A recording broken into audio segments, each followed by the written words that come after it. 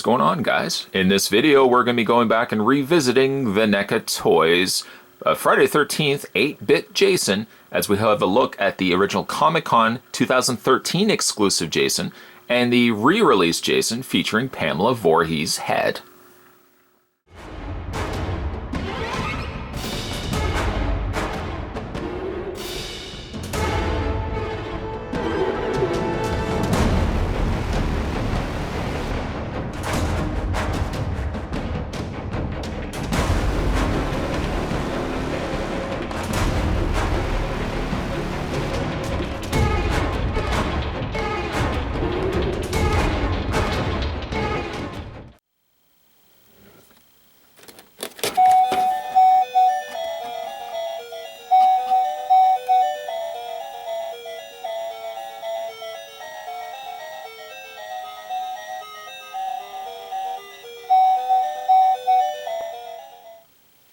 We'll get some measurements for these figures, and they are the exact same figures other than a few changes in sculpt and paint, but both figures stand at 7.5 inches tall. Just for giggles, the height of the Pamela Voorhees head is roughly 6.5 inches. This is the original released figure right here. He was part of the San Diego Comic-Con 2013 exclusive. And when I first heard that they were going to be releasing an 8-bit version of Jason Voorhees, I jumped at wanting to get this guy. Personally loved the design of Jason in his outlandish coloring, featuring more purple and blues than the traditional colors that one would expect to find with Jason Voorhees. The initial mold for this guy is based on the Friday the 13th Part 3 Jason, which is exactly head to toe the exact same figure.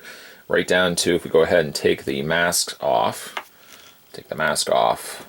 the exclusive release, it is the exact same figure sculpt, which is perfectly fine. I would not expect NECA Toys to give us a brand new head sculpt, because honestly, in the game itself, you really only see Jason with his hockey mask on.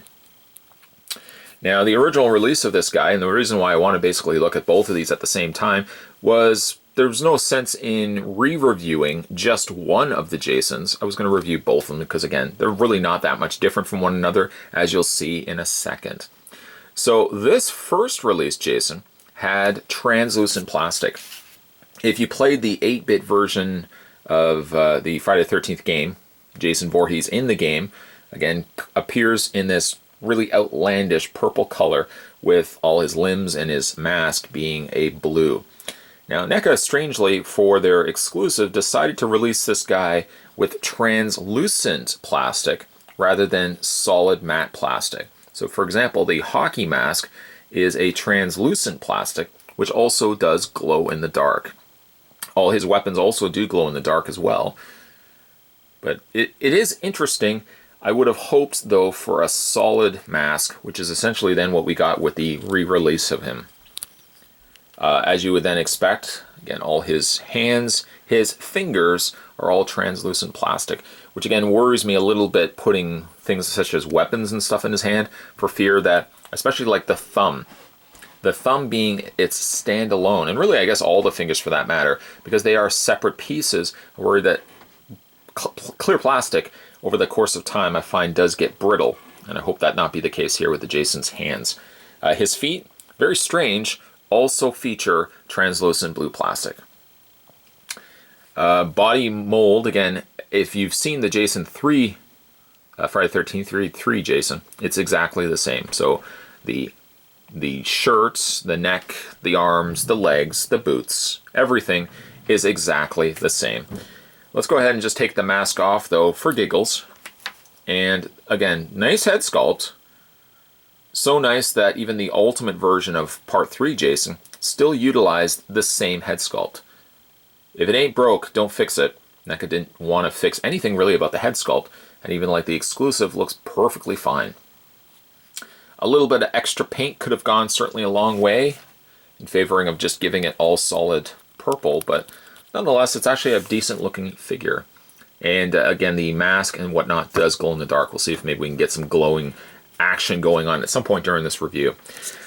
His weapons of choice, he comes with two. He comes with an axe, he comes with a machete. Both the tips, or the blade portions of the weapons, are a glow-in-the-dark plastic, so they do light up.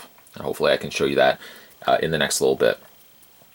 Posability on this particular Jason is as you would expect: a ball joint in the head, hinged shoulders, actually universal joint in the shoulders, a bend in the elbow, a swivel there in the forearm, a rotation and hinge in the hand.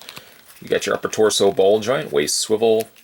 Basically, all the stuff you would see from a Jason is here predominantly on this figure as well, and a rotation and hinge in the foot. So that, in a nutshell, is the initial released Jason. If you didn't get a chance to get your hands on that, that would be perfectly fine, because then NECA went back and re-released the guy again. Now this time around, they actually went in and they gave some extra details. More importantly, the one big difference between the two is the fact that all the blue aspects are now a solid plastic, which I like much more. I love the 8-bit Jason mask. There's something about it. I have to get my... Well, there was a NECA release one, but I'd like to get my hands maybe on, like... I'm trying to think of some of the Bloody Disgusting and the fiberglass masks. I think they both have done a 8-bit Jason. I'd like to get my hands on an 8-bit Jason mask. There's really nothing much different between it and, say, a Part 3 mask, but I just love the coloring of this blue. It's kind of like an aquamarine color. As you can see, though, the bodies are exactly the same, but because the plastic is a thicker, denser plastic, ultimately so, the mask on this Jason versus the original release comes across a much wider presentation, which I think works better for the figure. We'll go ahead and take the face mask off, and let's go ahead and take the mask off this guy.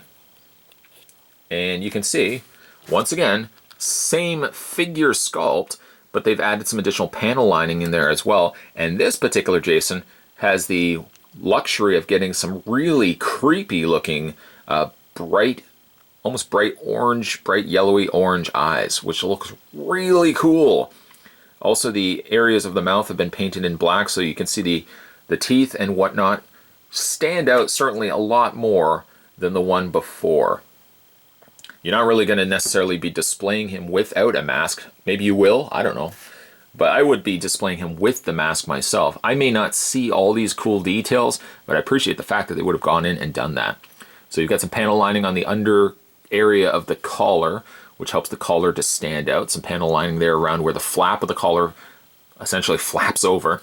Some areas there of the wrinkles of this jacket or coat have been just very moderately, not heavily. You can see a lot where it just has been left to the sculpt to do that. But some areas where there'd be a noticeable fold where like the arm, for example, is bending down, they've painted that in. The front gets a little bit more of that, but again, not excessively. If all of the wrinkles were all painted in with panel lining, I think it would look a little too busy.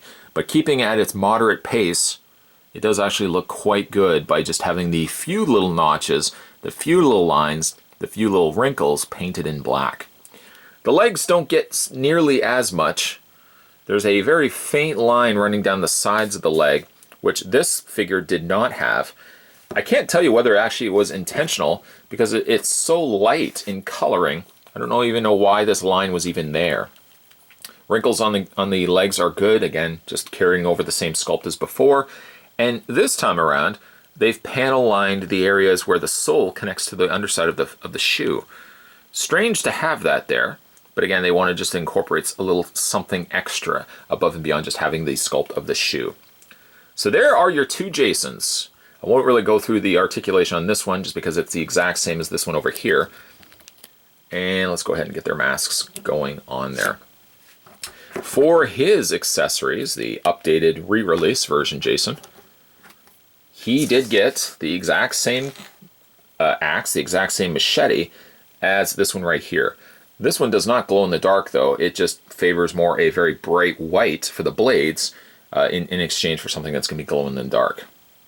One of the additional features that you probably saw at the beginning of this review as well is that this particular release, the one I got my hand next to, actually had the box artwork, when you opened up the box, played the melody from the Nintendo game. Really cool. Downside though to it is you got to make sure you always close that flap, because if you don't, that music is always just going to keep playing. But one of the other things that this particular Jason came with was a levitating head of Mrs. Voorhees, one of the things that you actually do fight in the game itself. Now, this doesn't really look like Pamela Voorhees' mother in the game. In the game, she actually come across more like a Medusa with like really outrageous hair, and then she was just kind of floating around like this. NECA making use, much like Part 3's Jason mold, they made use of the Pamela Voorhees head that was sitting on the table with the Cult Classics release of Pamela Voorhees. So like, it's the exact same mold, slightly outdated, yes, but they just painted it in the same turquoise blue, the purple, and a few of the black lines just to accent some of the details. She stands on a clear plastic standee. You could technically take her off, just kind of float her around like this. It really makes no sense because you can't, there's no real place that you can put her, but you can unpeg her from the stand if you so wish. Those are both your Jason Voorhees from the NECA Cult Classics, not NECA Cult Classics, but the NECA Toys 8-bit Jason video game. Personally speaking, I'm glad to have picked up both. I don't really feel like this one is outdated in the sense that, yes, it does have, you know, the glow in the dark and whatnot. So I think it brings something a little bit still different to warrant having both of them. I wouldn't necessarily sell this one because this one already does everything that the other one does. It's interesting to have both takes on it. The translucent plastic is not something I favor, but it's neat to have this two side by side, even though I do kind of think this one is the nicer figure because it's got an extra panel lining, and I like the exact colored mask where the mask is fully colored in. Translucent plastic is okay, but I like the fully painted mask much more so. So there is that Jason. We need to make use of him much more. Now this particular one, we'll go ahead and let's get a machete going in his hand. And again, be very careful because this is translucent. Last thing you would want to do, well, I won't even say it. I'm going to go ahead and fit the machete into his hand, and let's actually see if we can get this guy to glow in the dark. Well, with the lights off, unfortunately, I can see that he glows in the dark, but it's not quite bright enough to have it pick up on the camera here. What I still find funny is that for a design color choice like this, based on the initial game, a lot of kids picked up the game like myself and played it thinking this looked nothing like Jason. Why does Jason have a purple body? Why does he have blue hands and a blue hockey mask? He doesn't look anything like he does in the movie. And over the years after that, he was ridiculed. He was kind of like the design of Jason you didn't talk about because he looked ridiculous in his colors. And then funny enough, NECA seemed to release this guy, release the hockey mask, release the retro cloth Jason, and in the years that would follow, it seems like now he has a cult following where so many people have fallen in love with this design of Jason. So much so that the new Friday the 13th game even features a now unlocked Jason in his 8-bit colors. So it just goes to show, when something is uncool back in the day, give it time, it becomes cool again. And these particular figures are super cool. I've always loved the design choice of this particular killer. I think Jason, again, could have looked a little bit more realistic, but over the years I've just grown to love the color choices of the purple and the blue, and to get him in figure form, in plastic form, is super cool. One of my personal favorite Jasons, eventually I would like to put these all on display, but one of my favorite design Jasons, even though he really doesn't look like this at all in the movies. Today we were revisiting the two Jasons. This one back here was the SDCC 2013 release Jason, and then we were also looking at the re-release Jason that featured the Pamela Voorhees floating head. If you guys like this video, certainly hit it with a like, and let me know down below if you got a chance ever to pick up one of these, and what you think about 8-bit Jason. Do you kind of think it's the design of Jason you just don't want to talk about, or do you think there's something cool to be said for the weird, outlandish color choices that they ended up going with when it came to this particular game? Let me know down below, guys. I always like reading your comments. If you haven't had a chance to subscribe to this channel, what are you waiting for? Hit that little subscribe button down below. You're good to go, and you won't miss a beat when it comes to future videos. Lots more videos coming to this channel. As always, guys, thanks for watching. I'll see you next time.